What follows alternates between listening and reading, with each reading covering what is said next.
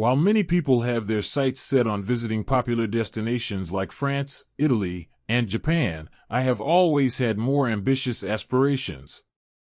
The allure of the red planet, Mars, has been a lifelong dream of mine. Its stunning beauty in the night sky has captivated me since I was young. After numerous attempts, I was thrilled to learn that my application to join the Mars mission was finally accepted. It's hard to believe that I will actually have the opportunity to travel to Mars. I vividly remember being just 12 years old when the mission was first announced. I told my mother then that I would one day travel to Mars. She looked at me and said, "My little astronaut, you can achieve anything you set your mind to." For a few days after hearing that news, I couldn't help but don my astronaut costume and run around the house, shouting with excitement, "Astronaut Jack reporting for duty, sir."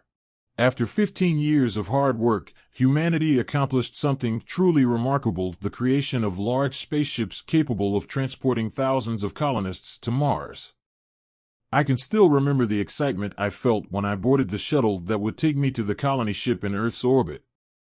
The journey itself was long. Most of us went into cryosleep, except for a few essential workers to maintain the ship, but knowing that I was on my way to fulfill my lifelong dream of visiting Mars filled me with a sense of purpose and determination.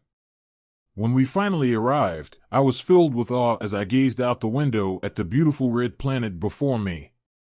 It was a dream come true, and I felt grateful to be a part of this historic moment.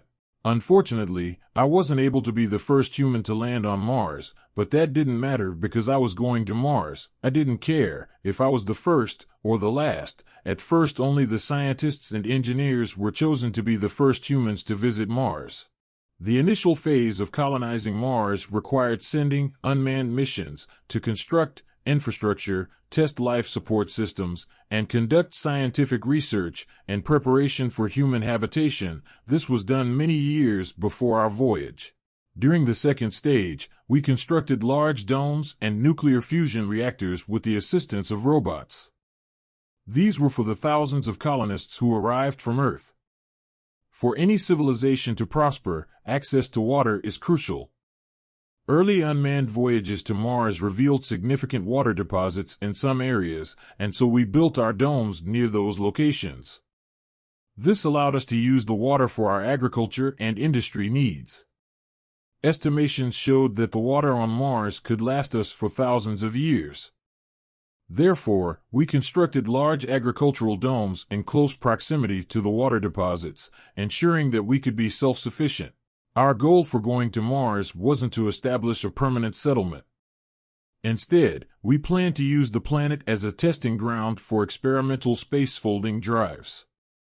These drives were banned on Earth because of the potential to harm the space-time continuum or create a dangerous wormhole that could damage our planet.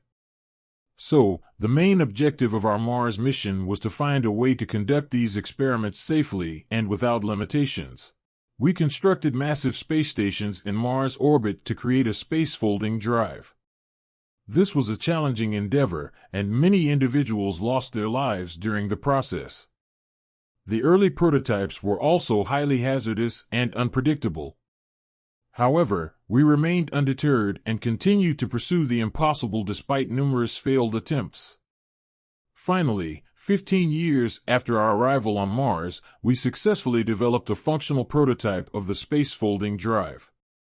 The news was met with celebration as it meant we could now travel to other planets and stars, and venture beyond the boundaries of our solar system to explore the mysteries of the cosmos and the universe.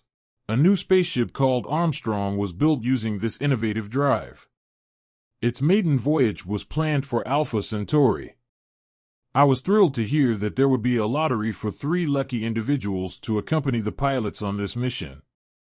Without hesitation, I entered the lottery hoping to be selected.